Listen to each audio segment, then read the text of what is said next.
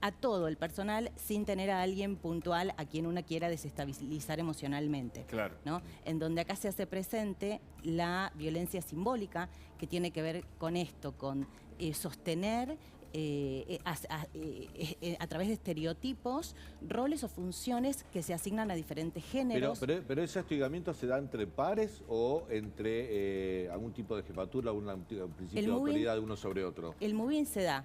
Sí. En la mayoría de los casos, que también surge a partir de estas encuestas, se da del jefe a los subordinados. Pero también se da entre pares, cuando vos ves en otra persona una competencia, una persona que puede ser competencia para vos, y se da también de subordinados hacia su jefe. Hay veces que se complotan a través de no hacerle caso, hacer mal el trabajo, no respetarlo como autoridad, para poder sacarlo de la estructura. Generalmente todo esto es violencia, o sea, mucha violencia es explícita en cuanto a insultos y situaciones verbales, pero muchas veces se da de una forma muy sutil, ¿no? Ocultando información, no haciéndolo partícipes en reuniones, no dando igual oportunidades en ciertas posiciones por allí, no sé, a las mujeres. Justamente dentro de esta encuesta que lo hizo la agencia Grow, que se dedica a género y trabajo, surge que el 81% son mujeres de las víctimas de violencia laboral. Este es un aspecto sobre el género interesante, ahora vamos a volver. Pero hablando del moving, también está el grooming. Y Hernán Navarro está con nosotros, que es el titular de la ONG, justamente sobre el grooming. Primero, para que nos explique cómo definirlo para la gente que tal vez no lo conozca y cómo se enlaza esto con este tipo de agresiones. Hernán, buenas tardes, gracias por tu visita. ¿Qué tal? Buenas tardes, un placer. Bueno, hablamos de distintas representaciones de violencia en relación al delito de grooming. Vemos que es un delito incorporado en el año 2013 en la Argentina, el cual nosotros lo planteamos desde la concepción y la matriz ideológica, entenderlo como la nueva modalidad del abuso sexual a niños, niñas y adolescentes a través de Internet.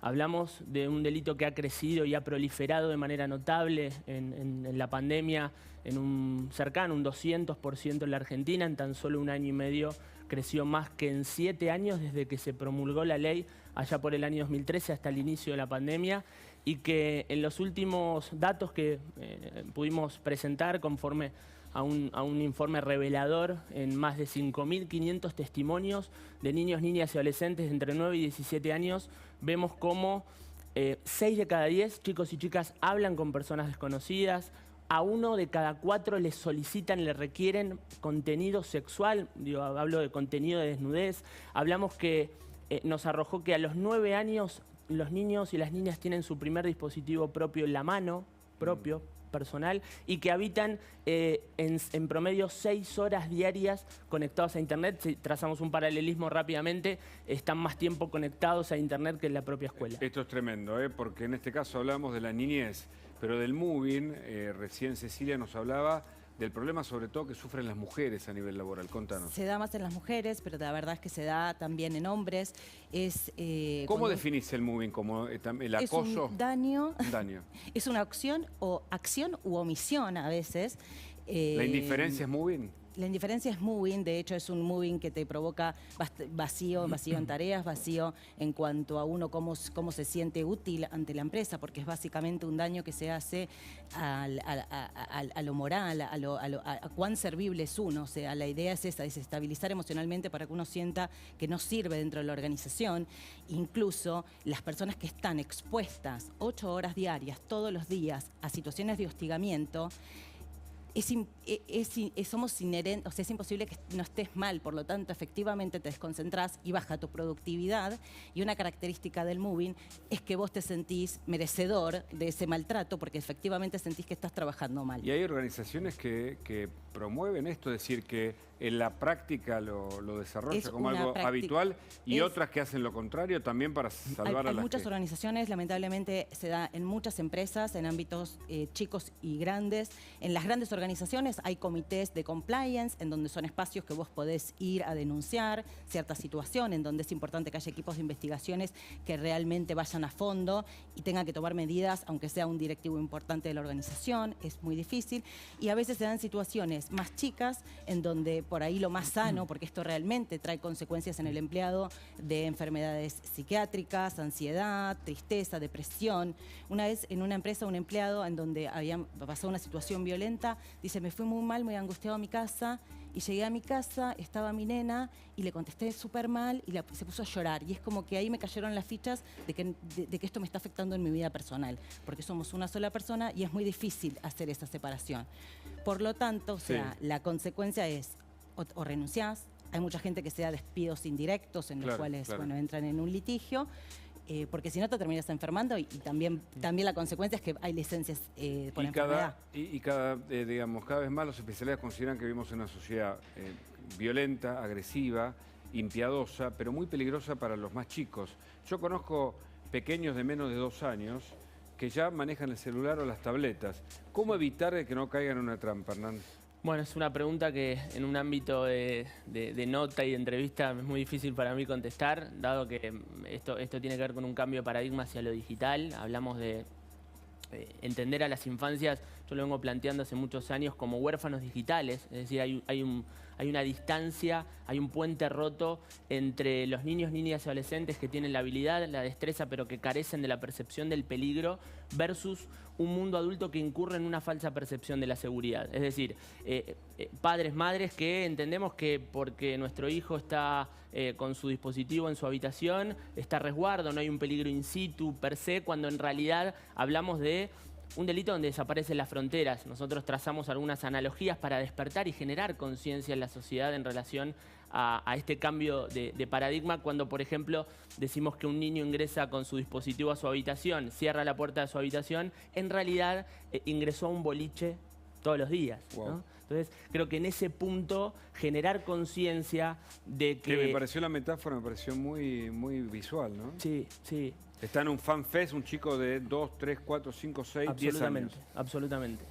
Por eso hablaba de la falsa percepción. Un fanfest de adultos, no un fanfest de niños. Claro, donde convive con adultos, sí, exactamente. Por eso entender también desde el punto de vista legislativo cómo el Parlamento se viene quedando atrás, ¿no? Hablamos de, si pensamos en una autopista, las conductas de la sociedad van por el carril izquierdo y el Parlamento va por el carril derecho, porque verdaderamente más cuando se tratan de cuestiones relacionadas a las tecnologías. Sigo con ella y para hacer un ping-pong entre todos, también preguntarte, hablabas de esto nuevo que se está midiendo. O sea, ¿es una problemática nueva que se da en los ámbitos laborales o es algo que viene existiendo de hace mucho tiempo y ahora se le presta más atención? ¿O hay más conciencia sobre esas cuestiones que aparecen y ese desinterés sobre algunos empleados o menos participación sobre algunos empleados? Estas son prácticas que se dieron siempre en el ámbito laboral. Creo que hoy, gracias a Dios, se están concientizando. Hay espacios para hacer denuncias. Está el OAVI, que depende del Ministerio de Trabajo, en donde se pueden hacer denuncias sobre situaciones de violencia laboral. Y dentro de estas estadísticas también algo esperanzador me resulta que los más jóvenes, entre 23 y 40 años, son los que primero renuncian, se van, se despegan. En una situación tóxica, en una situación de violencia psicológica, yo creo que lo más sano, sea personal, laboral o lo que sea, es despegar de eso, es retirarte, aislarte y alejarte. Y renunciar a este tipo de empleos es difícil por ahí renunciar a un trabajo, porque por ahí tenés toda una familia que depende de ese sueldo. Sí, o la imposibilidad de conseguir uno nuevo, que hablábamos, ¿te acordás hace poco? Exacto, pero la gente joven se anima, es como que aguantan menos. Entonces claro, eso me resulta esperanzador. Los chicos son más combativos. Las nuevas generaciones que vienen ahora, yo creo que cada vez van a saber poner más límites en las cosas que vos podés permitir dentro de una relación laboral, porque no deja de ser una relación laboral. ¿Daniel? Sí, yo le quería preguntar a Hernán si las nuevas redes sociales también atentan o fomentan el tema del grooming.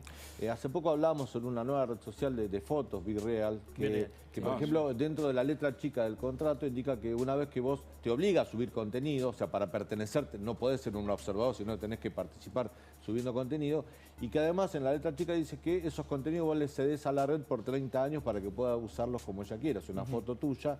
Digamos, nosotros a lo mejor somos más cuidadosos, pero que sea un chico en el afán de participar, deja fotos que después la red lo puede usar para otras cosas, ¿no? Sí, a ver, en ese punto nosotros tenemos diálogo y por supuesto una conversación fluida y articulamos con la industria tecnológica.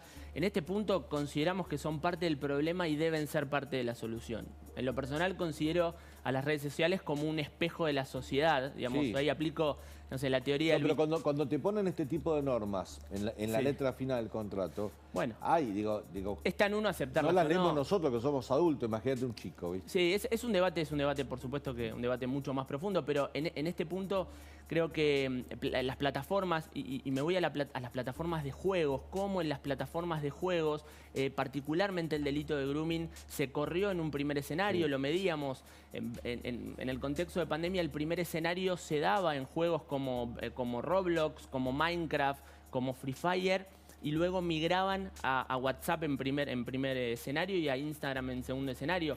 Como las plataformas de los juegos, donde cuando hablamos de Roblox hablamos de niños y niñas comenzando a utilizar esta plataforma a los 7 años. Alertábamos la semana pasada acerca de la peligrosidad en el intercambio de figuritas del Mundial. Dirán, ¿cómo puede haber peligro en el intercambio de figuritas del Mundial? Bueno, esta vez, por primera vez, la empresa generó un álbum digital donde se da lo que se denomina técnicamente el spin-off, que son las readecuaciones o las readaptaciones a las versiones originales en plataformas no autorizadas, y los chicos, en el afán de conseguir aquello que falte, se conectan y hablan con desconocidos por esas plataformas. Bueno, verdaderamente estamos ante un mundo de plataformas que es imposible el control desde lo técnico. Julieta.